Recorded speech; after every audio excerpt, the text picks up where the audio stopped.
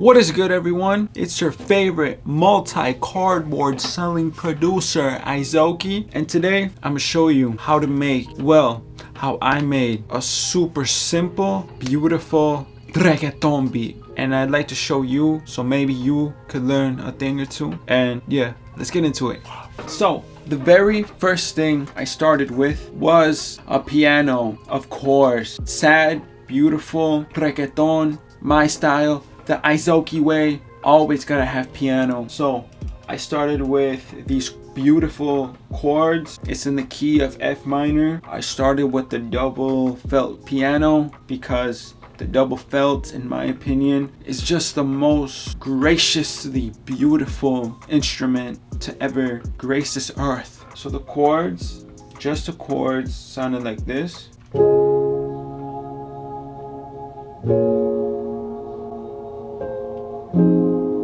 I strummed it to give it a more realistic feeling because, of course, you don't want your natural sounding instruments to sound unnatural because that just won't make any sense, you feel me? So when I got the chords, I kind of already had the idea of the melody in my mind. It was just dun dun dun dun. And so then I just clicked in some keys until I got the sound out of my mind into here. And I got this.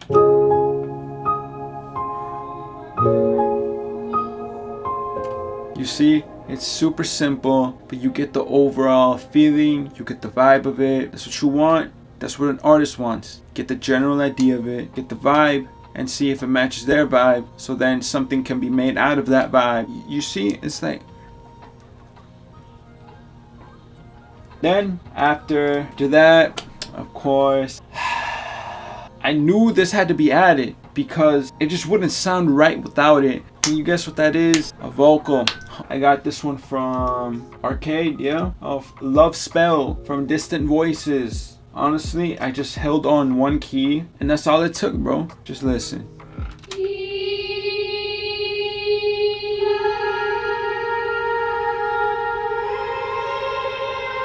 You see, I just did this. I didn't have to. You feel me? Don't overcomplicate things. Keep it super simple. If it sounds good, keep it flowing. Leave it, keep it flowing. There's no need to add anything more, anything extra, just so you could be different. Your unique traits, your unique sound comes from you just simply being you. Then after that, actually, before I add any drums or percussions,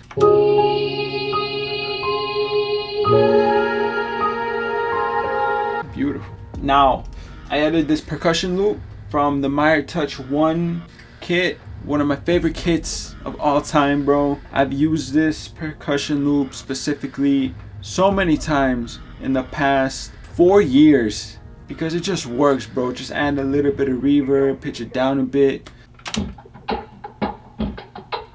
The other two drums I added, it was an open hat and this hi-hat, not a hi-hat, but more so with some delay. You'll see what I mean when I play it. Okay, so this is the open hat.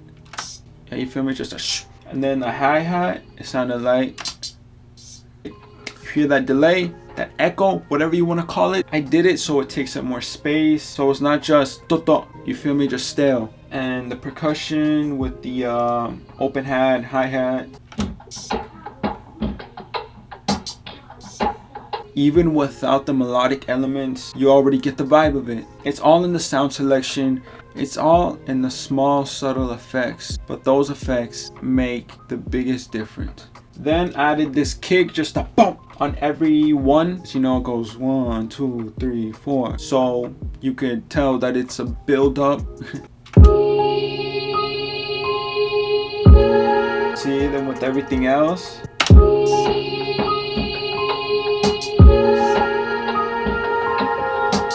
see 1, 2, 3, 4, 5, 6. 2 melodic elements, 3 percussive elements, and 1 kick. Don't overthink things, bro. If it flows, it flows. If it sounds good to you, that's all that matters. If it's transmuting the picture in your mind, if your vision is coming true right in front of you, keep it that way. Don't try and change things to be different. Keep flowing. I have this note on my wall that says, when flowing, keep flowing. So you know what I did? I kept flowing. On to the next part. For the drop, for the chorus, simple reggaeton drum pattern. The kick, snare, snare, kick, snare, snare. But, okay, the kick, of course, you can't really change that up because it's... I kept the snare pattern the same, you know, the dun, dun. But since this was a more mellow, calm, beautiful type of instrumental, I chose a reverb percussion instead of a snare, because a percussion with reverb sounds more, one, natural, and two, sad, which is what I was going for. So you see, just the kick and the snare. Now the snare percussion by itself sound like this. It's calm, it sounds like a wood block. And then I added the hi-hat and the open hat from the intro. I add a second hi-hat pattern in the second part of the chorus. But final thing I added in the whole bass drum pattern was this percussion. Just add some variation, add some sauce, so it's not, you feel me, stale like every other reggaeton beat. Always make sure that if you're using a common drum pattern, add a little thing that just adds some of your own essence to it. Make it something more than what it is. Just add something small, something subtle, that'll make the biggest difference for you. For me, it was this, because without it, it sounds like this. You see, not bad, but this, it just sounds more complete for me. The second part of the chorus, just to pick up the pace a little bit, not have it be so stale, stuck in one place, I replaced the hi-hat with a more basic hi-hat pattern, a two-step hi-hat pattern, so it's more para que te muevas, ya tú sabes. So I went from, and you heard that little from the hi-hat, right? Let me show you. It was just a simple hi-hat roll that I kept really low. I kept the velocity really low so you could feel it. You could hear it, of course, but more so you feel it more. It just adds a little bit more sauce to the overall vibe. Feel me? Because without it, this is without it. Not bad, but of course, this adds a little bit more character.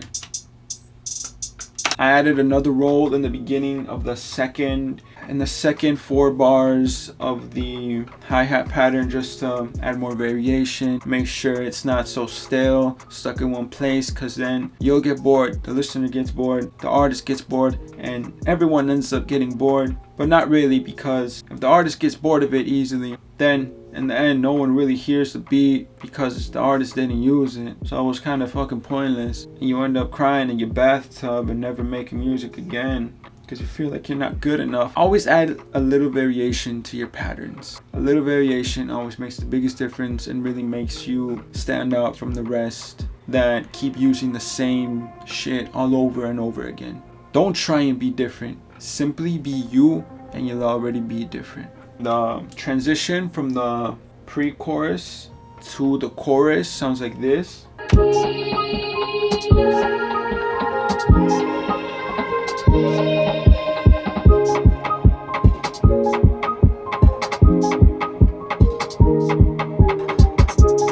You see, bro, super simple. It looks like there's a lot of elements, but really, bro, it's not. Keep it super simple. Make sure there's space for the artist to add even more emotion on top of the already set emotion. So the verse, honestly, I just got rid of the top notes and kept the chord. And yeah, it was just like that for 8 bars. Then it transitioned into the bridge. Oh my gosh. So the first thing I added to the bridge was this pad. I just copy and pasted the chords and quantized them into this pad. The chords from the piano, of course, into this pad from Omnisphere. Then I added this cool like guitar sound effect that I found in one of sound kits that I had in here, and I just pitched it to the key of whatever this beat is in. Then I pitched it down a little bit more just so it matches the chord. So those two together, the pad and the guitar effect. Next, I added, oh my gosh, bro. I added the perk and the percussion loop from the beginning, and oh my gosh, bro, I added these two things that always sound so incredible together when you're going for a sad type of vibe. I added this flute, bro, from Arcade. Oh my gosh, just listen. All I did was hold one key. Actually, I held two keys for like 4 times, and I got this. Okay, now that I actually hear it again, it's more of a vocal and a flute together, but I just called it a flute because I don't know, I just imagine someone blowing into this pause more than I hear you feel me? So I just named the flute. So it's a flute because I named it a flute, okay? So the next, oh my gosh, bro, this cool like choir, I just copy and pasted the chords, but I chopped them in half and I layered the choir on top of the flute and the pad. This is how the choir sounds like. Then on top of the flute and the pad together, layering, bro, layering is key. The percussion loop and the perk with all those elements, you get this.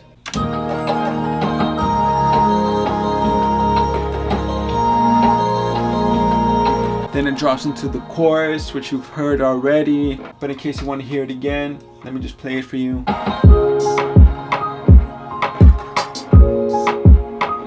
Chorus really stayed the same. I didn't want to add a random switch up that would have really just thrown everything off and make it sound out of place. Remember your main goal whenever you're producing, whenever you're creating. Keep that goal in mind. If you're making a beat and your plan is to have an artist get on it, make sure an artist can get on it.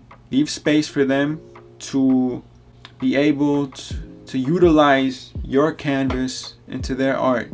Because if you just make a full painting and you give it to someone and tell them, hey, finish this, what are they gonna do, bro? Nothing. For these type of beats, these sad beats, I really like to add these cool cinematic outros. For the outro, I added the pad and the choir, just layer them on top of each other. But of course, let me break it down one by one. I added 5 cinematic elements. The boom, cinematic snare that is used in trailers, I'm pretty sure.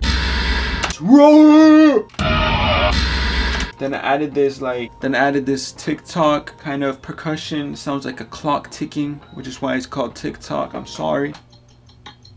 Really adds texture to it, makes it cinematic. And I added one more boom. All those elements with the pad and the choir, you get this outro.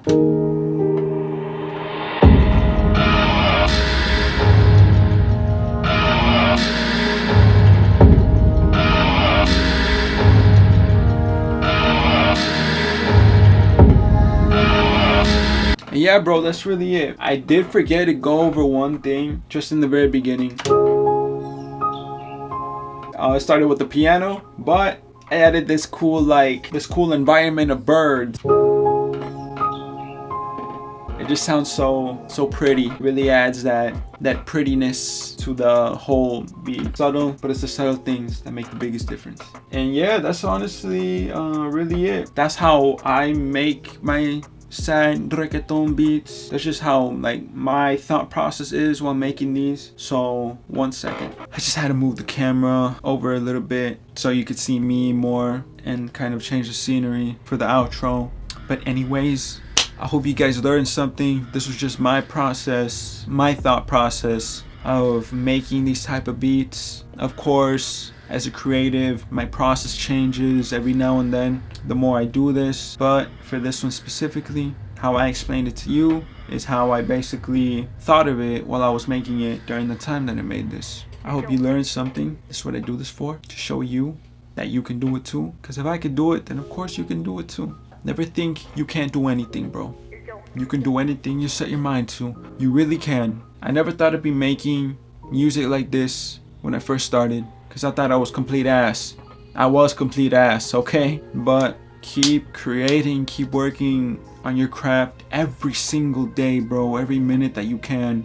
and I promise you'll see improvements in every way. And I really hope that this tutorial, not even tutorial, this experience helped you in some way, whether it be music wise or motivation wise or in any way, honestly. As long as you enjoyed it and it made you feel some type of way, that's all that matters to me. I'm gonna leave the link to the beat in the description so you can hear the whole thing if you want. I think I'll just put it up here. Thank you guys so much for watching. I love every single one of you. I appreciate you all so much, more than you could ever imagine. I hope you learned something, and I hope you keep creating. I hope you never give up doing what you love. This life, we only live once. It's best to do what you love than live your whole life wishing that you did do what you love. I hope that made sense. If it didn't make sense, yeah, you got the message. You got the message. But yeah, thank you guys so much, and see you in the next one. Izoki out.